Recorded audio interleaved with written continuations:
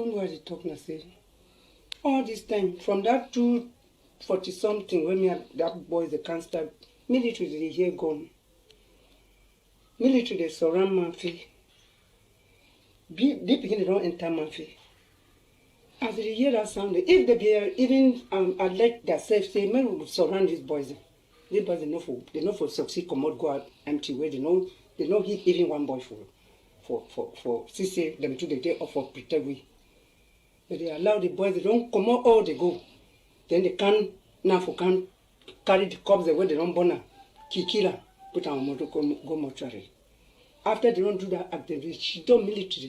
The military they have to do it. And for protect we know, we need to support those boys. You see military man, he salute you, but those boys, man, we greet, I need to salute me them. I need to see me them, take them like anything. Now them that you want Kiwi, military the day time, military the day Manfi, military the day Egbekaw, military the day Manfi, small Manfi. God to the worry me. So military they all over. Thank you, mommy. The day inside house with my master, with my two uncles, they can't visit me. As they come now, they can't visit me, they sleep. The day inside house with my four children, as that gunshot, they can't go to the door, kill my master, kill my other uncle. And then my people, they succeed, they run, come up, even my people, they succeed, the other my uncle, they succeed, they kill me. They say my dream. As I go now, I want to take the money. Start calling to myself. So they hold my hand away. You talk about money? Yes, money. They take money from me. They take 200,000. So what if you take Cameroon government for this palaver? One third Cameroon government will be like 6 million. They make a meeting. If you not finish all of that, because we don't know how to do it. We don't know whether the finish or it decrease. I beg. They make a meeting. Okay, thank you. What is your honor? After 25% were killed, brutally killed in Egbekaw, in Manfi, we presented a video on that particular day, and we never mentioned who did it because we were confused. Even up to date, nobody has taken responsibility. The Ambazonian fighters are refusing, and the military are refusing, and nobody is taking responsibility. But if you look on social media, nearly everybody is pointing finger toward the Ambazonian fighter. All the newspapers in Cameroon, international media say the Ambazonian fighters killed the 25 innocent Southern Cameroonians, including children and women in Southern Cameroon. And today, from that video that you just listened to, those are eyewitnesses. They still mention the Ambazonian fighter. So on TFA Talking Point, we are concluding that the Ambazonian fighters did killed the 25 innocent Southern Cameroonians for crime they never committed. And today we are going to talk concerning this issue on 2 points. The first point, we are going to talk about the video where you just listened to those two women who are eyewitnesses. They say something that I want to mention. The first elderly woman talk about what that issue occurred in the hearing of the military. Meaning the military were hearing the gunshot, how the Ambazonian fighters were killing people, but the military did nothing. She also mentioned that the military is surrounded, that all over Manfi there are militaries in nearly all the villages, even in Egbekaw, that are military there. But they did not show up. And from our previous video that we presented on that day, we mentioned that what from one source, that is a Cameroon news agents. You see, they said that what people, eyewitnesses said the military were informed about the attack before that day, that the Ambazonian fighters sent an information to them that they would do this, they would revenge, but the military did nothing. That is the first issue that I personally, I am in support of that elderly woman in that video who is questioning the presence of the military in Mafe or in Southern Cameroon. Why are they doing that? If the government of Cameroon say they are spending the taxpayer money, risking the lives of Cameroonians who are military, sending them to Southern Cameroon for what? To protect the life of the citizen, the common people. But the military are there. This is not just the first. This thing has been happening in Big Babanke, where many people were killed and more than 40 women arrested by the Ambazonian fighter, tortured very well. The military were there. They did nothing. And after that, the military came and instead punished by the population, that the population never informed them, or the population, some of them are collaborating with the military, with the Ambazonian fighters. And in Dop, the very incident happened. In nearly all places, whenever the military heard or hear that the Ambazonian fighters are doing some or are somewhere killing, destroying property, or doing whatsoever they are doing, the military remain quiet, only to come after to punish the innocent people. On the 1st of October, the Ambazonian fighters celebrated the 1st of October as their Independence Day all over Southern Cameroon, spending at least 2 to 6 hours in their celebration, playing drums and music with loudspeaker, but the military did not attack. Okay, they say that were attacking that because there were civilians there. They could have caused a lot of casualty. But this one, the Ambazonian fighters were acting, killing people, but the military remained quiet. That I question the presence of the military in Southern Cameroon. And if President Paul Biya truly within him wish and have a political will to end the Anglophone crisis, I keep on saying that what? They should do it on the table. For the Ambazonian, it is an ideology, and the government of Cameroon cannot kill all Ambazonian fighters. If they sit on the table, there can be a positive change in which the Ambazonian leaders will now convince the Ambazonian fighters to change their mentality, because the Ambazonian as an ideology can only end or be stopped by a positive change of mentality. The military can never kill all Ambazonian fighters, and Ambazonian fighters can never kill all the military. But as they keep on holding guns, that is how innocent Southern Cameroonians will be going into their early grave every blessed day. Every blessed day. You listen to the second woman there. She may mention that her husband was killed. Cousin and brothers, they were killed in her presence. God. And then when they ask her, what do you want the government to do? She said that what? The government should struggle by all possible means to end the crisis that they are suffering. They are living in fear. Living in Southern Cameroon is just as if you have been condemned and sentenced to death and waiting for the day that you'll be executed. And children, women, and innocent people are going every blessed day. And that woman mentioned, let the government, and if you interview nearly all the 27 million Cameroonians, they will say that what? The government can do something.